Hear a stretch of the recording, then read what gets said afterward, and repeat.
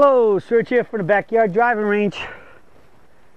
All right, got a public service announcement today, and I just read this in the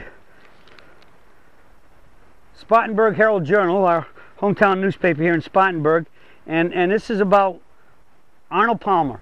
And as we know, Arnold Palmer, Arnie's Army, one of the greatest golfers and most charismatic golfers there ever was, and I think most would undoubtedly say that he basically was very one of the major players in really making golf such a great sport that it is today, and because he connected with the fans so well.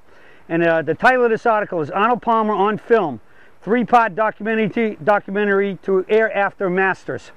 Okay, and it says it's headlined by Doug Ferguson of the Associated Press, and it starts off, Orlando, Florida. Arnold Palmer watched a sneak preview of a movie that about made him cry, his own life. All right, it goes on to say many really good things. It says the Golf Channel has spent more than a year producing what might be the most important project in its 20-year history. A 3-part documentary on golf's most endearing figure, Arnie, will be shown on 3 consecutive nights beginning April 13, the night after the final round of the Masters. So I guess April 13 is Monday, right? It says it goes on to talk about it, and it says that just all kinds of things about how great a person Arnie was, and some of the things that's going to be involved there, and had quotes from other people involved in the article. And so I think it's a great show, and if you can see it, don't pass it up. It's got to be awesome. Mr. Palmer is just an unbelievably great, unique individual. He came along at just the right time, and to really make a difference on golf, and basically, and to add to that time, you ended up with the big 3, which was Arnold Palmer, Jack Nicklaus, and Gary Player, and never mind all the supporting cast they had, like with Lee Trevino and ad infinitum out there that played. But the big 3 were important, but Arnie was, I guess you could say at the time, the big, the #1 guy. He was the big player, and he was so unbelievably charismatic. I can remember back 1978, I believe it was 78.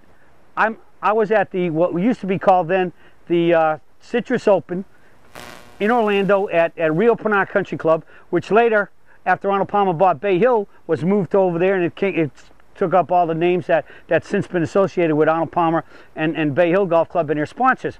But I can remember I was walking around with one of my best friends who had just got his tour card that year, and we had played the backside first on a practice round, and so I walked up, and I was up there waiting on the first tee. He went into the clubhouse or something, and on the first tee, as you know, at every PGA Tour event, #1 and 10, they got the small tents where you go in there, and you can get your pencils and all that other stuff you need, and some drinks and some snacks to take out on the course, which you put in your bag or whatever, and then eventually many times the guys will be hanging around there talking before they get going, and the caddies will be in there getting the pin sheets, and they're folding it up the way they want it. And so they always have tables in there, and they usually have chairs, and little folding chairs, and just outside the tent there was 2 little white folding chairs, and I just sat down in one of them. There was 2 of them, and I sat down on, say, if you're walking up to the tee from here, I sat down on this inside one. And I happened to be sitting there, looking out over there, and all of a sudden, I didn't even really hear it or sense it, but as soon as somebody sat down right beside me, when I finally sensed it, I'm sitting down there, and all of a sudden, I get this big slap on my right knee, just like that, and I turn around, and there's Arnold Palmer. He says, "How you doing, man?" And just the greatest joyous, greeting. "How you doing, man?" I mean, he didn't know me from Adam, but I'm just sitting there, and slaps me on the knee, and we had a short conversation until my friend that Jim showed up, and with the rest of his group, and he teed off, we walked off, and Arnie played right behind us. And in all honesty, in all the years DJ's been on the PGA Tour, one of the tournaments I love the most is Bay Hill. To go to Bay Hill and see Arnold play, to see Arnold Palmer there every year, and for me, he's 20 years almost exactly older than me, and I've always called him Mr. Palmer, and I do the same thing with Mr. Nicklaus and Mr. Player when I've said hello to him, and the one most important thing that I like about Arnold is I've seen this, I can't tell you how many times at Bay Hill every year when new rookies come up to him, and many times when you see this when Arnold comes out on the putting green and they're there and they go up and they say hello to him, and I can't tell you how many times I've heard him say, and I think this is one of the most important things that he has a great thing about. He says to these young men, he shakes their hand, welcomes them, and all the nice things, and he says, and he always says, whatever you do, just remember one thing: when you sign autographs, make it legible, all right, so they can read your name. And Arnold Palmer, I think if you find an autograph, if you have an autograph of him way back in the 60s and you get one of him today, you could probably lay them over each other and it'd be the same. Another person that signs his autograph just absolutely impeccably is Jack Nicklaus. And just as an add-on to this, when DJ turned pro in 2003, this first tournament was the Kemper Open, which is up there in at the TPC outside of Washington. And the day he turned pro, which was 2 days after Clemson had won the 2003 NCAA championship, golf championship, all right? And DJ, when he turned pro that morning before we left, we were staying at some folks' house in their guest house, and I said to him, I basically told him three things. I said, DJ, just remember that right now, from this moment on today, you are now a PGA Tour professional. You're a PGA member, a member of the PGA of America also, but more importantly, a PGA Tour player. Always respect the fact that you're a professional, and respect that fact and always act accordingly. I told him number two, I said, DJ, always cooperate and do whatever you can for the media, the press, because they're your access to the world. And the press can make you or break you. So you want them to be your best friend because they are the people who introduce you to the world. By the press, I also mean TV people. And the last thing I told him was, I said, DJ, when I want you to sign, you should sign a lot of autographs, because golf doesn't exist without the fans. And you really got to take care of the fans. And I said, I think the most important thing is that I want you to remember that you must always sign your name legibly so that they know who you are. And I can't tell you how many times when I've been out on tour with DJ and like on a practice round, and you're walking from a green to the tee, so to speak, and normally they'll still have the ropes already up, and the marshals will pull the ropes up and keep the fans on the outside of the ropes so the players got room to walk. And that's where the players sign a lot of autographs from tee to green, from green to tee. And I can't tell you how many times I usually stand there, and normally I'm behind them. The guys are ahead of me, and I'm behind them.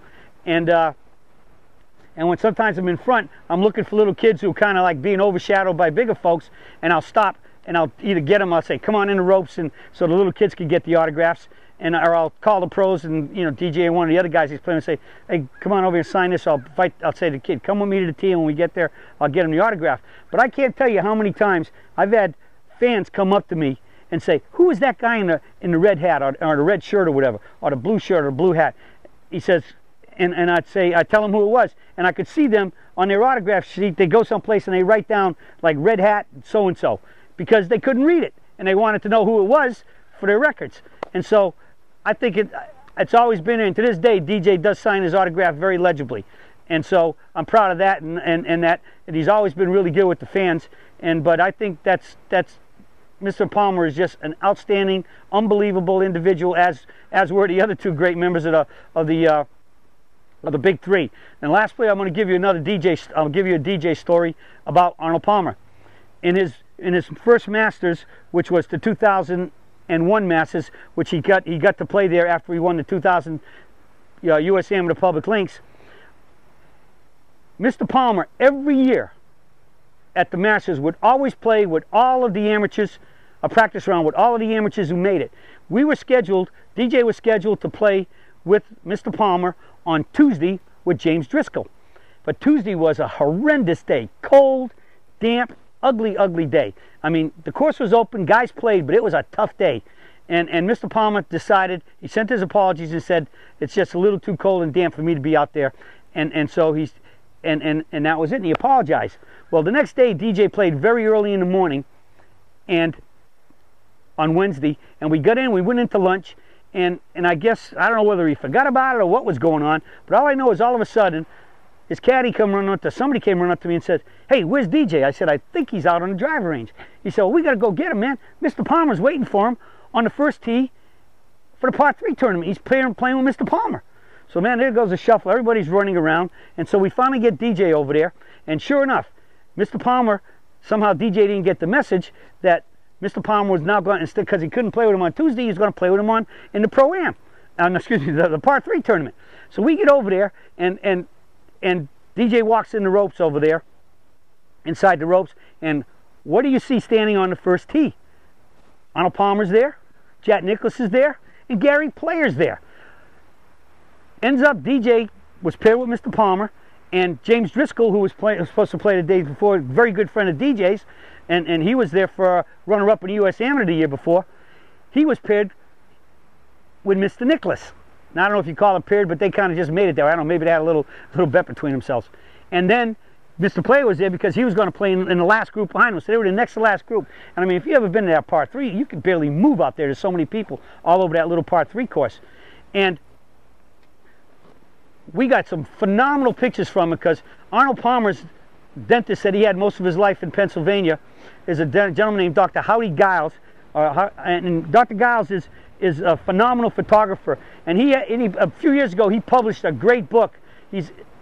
I guess you could even say he's good enough to be a professional photographer.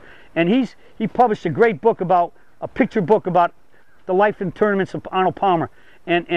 And right after that Masters, when he played with DJ, he's also a longtime USJ official, and for like almost all the years that DJ played the US Junior Amateur, Mr. Giles got him 1 year, and he always pretty much had him every year after that. So we've known Dr. Giles for years, and he's always liked DJ and kept in touch with us. And he sent us a whole package of pictures that he took of DJ and Mr. Palmer with Mr. Nicklaus and James Driscoll there all that time. So we got a great package of those pictures, and then he's got that book that came out. So I don't remember what he called it, but I guess it would be pretty easy to find, and I'll bet you they probably got him at Bay Hill. But it'd be a great book that about the life of Arnold Palmer, the tour life of Arnold Palmer, by pictures by Dr. Howdy Giles. And so that was an unbelievable day. DJ standing there, and we got a great picture of DJ standing there on the first tee of Augusta National Par 3 golf tournament with the big 3: Arnold Palmer, Jack Nicklaus, Gary Player. So I guess getting out on tour has its advantages, is running into some really famous people. But Arnold Palmer is kind of like the best of the best. He's Arnie's Army, man. He created the Army after, just followed him because he was the best. One of the most sociable and most energetic and fan favorites. And as we know, he played with great vigor and excitement. And that's what made Arnold Palmer what he is. But more than that is because he was genuine. He was for the fans, with the fans, loved the fans, treated the fans great, signed the best autographs, and was very open and to the fans, and it didn't get any better. And that's why Arnold Palmer is about the greatest.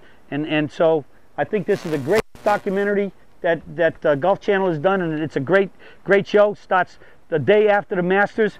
I believe it said 9 o'clock. April 13th. It doesn't say the time, but check it out. I'm sure it might be around 9 o'clock, but check it out. A great watch, and it's going to be on for 3 nights. Can't say much more about Arnold Palmer and the Big 3, but this ought to be a great documentary. If you love golf and you like you love Arnold Palmer, this is a show you got to watch. And I'm sure there'll be a lot of stuff in there with these other great guys, great tour players. All right, so that's it for the search for today about this public service announcement. Don't miss the Golf Channel's documentary on Arnold Palmer starting April 13th on the Golf Channel. That's it for the search for today, and I'll be speaking with you all again soon.